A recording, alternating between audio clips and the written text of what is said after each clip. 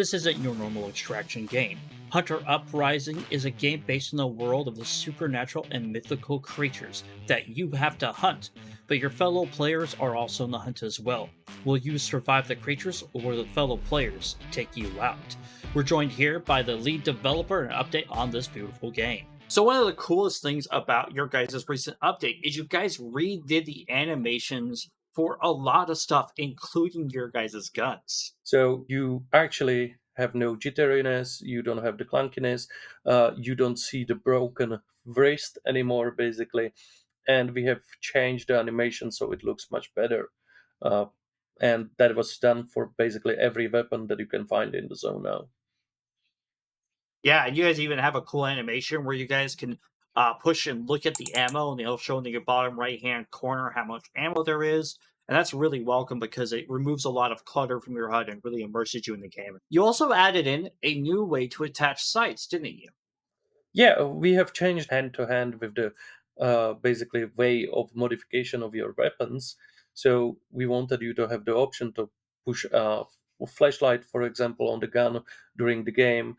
So it's on the fly now. You can open the inventory and just drag the item to your weapon, and it will attach right away. It's much faster, much smoother. In my eyes, much Nice. better actually. You guys also made it so you can add two scopes on it, correct? Yeah, because we wanted players to have the canted side. It's a mechanic that was used most in the games, and it's realistic, I would say. And we wanted players to have more options actually when they go into the zone, so they don't have to pick up one gun for a long range, one gun for the close range. If you want to have empty backpack and you want to use it for some other guns that you will find in the zone, for example, it's entirely up to you. But you would be at a disadvantage against other players with two guns, for example. So now you can use basically a four times scope and a red dot on one gun and use the gun, for example, AR for close and even long range. I absolutely love that. Another wonderful thing you guys have done is you guys have updated your guys' maps, not only in the extraction area, but also inside of the safe haven area that you started out with. So from the extraction map, we have changed basically several locations, and we were focused mainly on the optimization of the locations, on better performance for the players, of course, and we focused even on changing the gameplay a little. So we have written, for example, freeway entirely, which will be in the next update. The freeway is now broken. It's much more post-apocalyptic, you could say. There is much more debris, cars, and different types of cover for the players, so they can use it more tactically, you could say. There is some other things that we have redone, like military zone. We have added basically a military tent city that you will be able to go in, and you will not know what's around you because you will get lost there. It was made intentionally to actually be really hard location to fight in. There will be quite a lot of military loot that you can find, so it will be a really sought out location, and there will be quite a lot of players going there. But there will be even quite a lot of cultists that have overtaken the location, and it's so big and so basically labyrinth-like that you will not know where you are and where anyone can pop. Yeah, I absolutely love the changes to the map because when I go to the military zone, you are totally right. It's a tent city.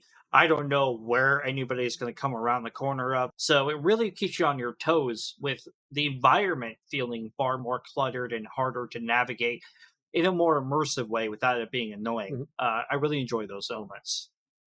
Yeah, actually, for the AI, we wanted it to be much more harder for the players now. We have introduced in the last update actually the revive system. So players can revive almost five times. Well, almost. They can revive five times, but they will lose 20% of their health every time they revive. And because this is making it easier for the solo players, we wanted to give them something to fight for. So AI is much harder now. You have to go for the headshots because the zombies can withstand even 10 shots from your gun. And you don't want to waste bullets now because we have, of course, the ammo system. So it will be much harder from the point of zombies. It will be much harder from the point of monsters because monsters move much faster too during the night, during the rain, during the fog. It's the weather that makes them actually be more alive, you could say. And the same is for the cultists. Cultists were done in a way to be a much bigger challenge for the players now. Yeah, and I love all this because you guys have also introduced some of your first iterations of the crafting system into the game, which heavily influences or rather impacts the food and thirst system that you added along with it. Yes, so when we introduced the system, basically, we started with only stamina at the beginning, and we wanted to give players, of course, much more to play with and give them more options what to do, even. So we introduced a health system on, completely connected to the endurance, stamina, food, and thirst. So it's all tied together now. You need to eat, you need to drink, you need to hunt basically for the food, or you need to buy the food. There is several ways how to get it, but it's needed not only in the safe zone, but even in the extraction. There is needed even more because you don't want to fight anyone with an empty stomach. No, you do not. Plus, you actually have to prepare before you go into the extraction zone because you're not always going to be finding a lot of food in the extraction zone. And what you do find is more of a lucky break for you. I actually Yes. really enjoy the crafting systems because you've actually told me you can actually upgrade these crafting stations. Yeah. So this is basically again new system that we created as we wanted players again to have much more fun in the game and much more of what to do.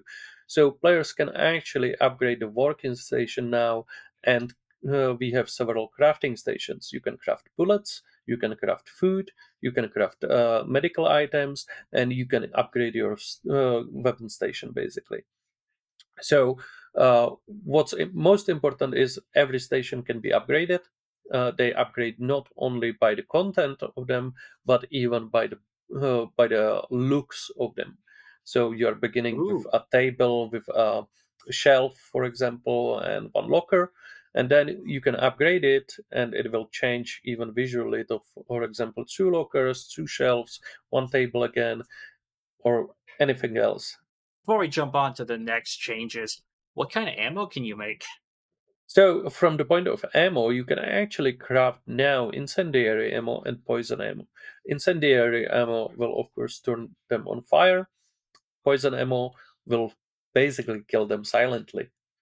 So that's the most important stuff. You can craft actually the poison ammo and the incendiary ammo pretty easily. We didn't want to overcomplicate the things. So what you can do now in the safe zone, wherever you go, you can find, for example, poisonous herbs or rocks with sulfur. When you find out those two, you can take them to the crafting station. And what you need is only these and ammo, and you can combine them in the basically crafting station, and you have poison ammo or incendiary ammo crafted. It's really easy and fast. I absolutely love it. It sounds like there was a lot of amazing things in this update, and it sounds like there might be a lot of more amazing stuff on the way. What can you tell our viewers that you guys have planned for the future? I could say several functions and new locations, but we have redone entirely safe zone, so you can expect new map from the scratch. We have redone basically Save Haven entirely. The old map was scrapped as not, I would say, enough. It was old, it was dated, so we wanted to redo it entirely. So you have new landscape, new biome, new locations. You will have a whole new map to go through and explore, and it's even bigger because our players wanted to us to focus more on the survival part of the game. So we decided to increase the size of the map. It was 2 by 2 kilometers. Now it's 4 by 4. There will be much more locations and much more to do for the players. Yeah, and other thing, what we will be adding is even horses. Horses, I think, are really important stuff because not many games have them. We wanted you to have the options to change. So, because the safe house and safe haven zone entirely is really big, You can ride car there, you can ride a bike in the future, and you will be able to choose a horse. There will be several modifications to all three of them. We introduced DK system in the last update already, but that will be even better now because we will be adding more stuff to it. Right now, you will be able to see how the zone changes because we wanted players to have much more supernatural feeling in the zone. You are not in the traditional forest, you are in the zone, and the zone changes everything around you. So basically, from the morning to the night, the zone changes and everything is dying. You can see the decay on the flowers, you can see the decay on the trees, you can see the decay all around you. There will be even birds flying all around in the forest that you can see, but when this decay system basically ends, everything in the zone dies too, and the birds will start falling from the air. You will see them all around you, and that's the sign you should really get out of the zone as fast as you can. Well, folks, if you want to learn more about this amazing game, down in the description down below will be a link to their Steam workshop where you can wish list it and find out more about this game. The developers also do have a active Discord where they're willing to answer any questions and actively engage their community. Make sure to also look at all of their other social media such as Twitter, Facebook, and even more. We're very happy to have John on here to talk about the amazing game Hunter Uprising and their work on it. Hope you folks have enjoyed this interview. And John, thank you very much for coming on. Thank you for having me. It was a pleasure. Ta-ta for now, folks. Thank you for watching the State of Survival podcast.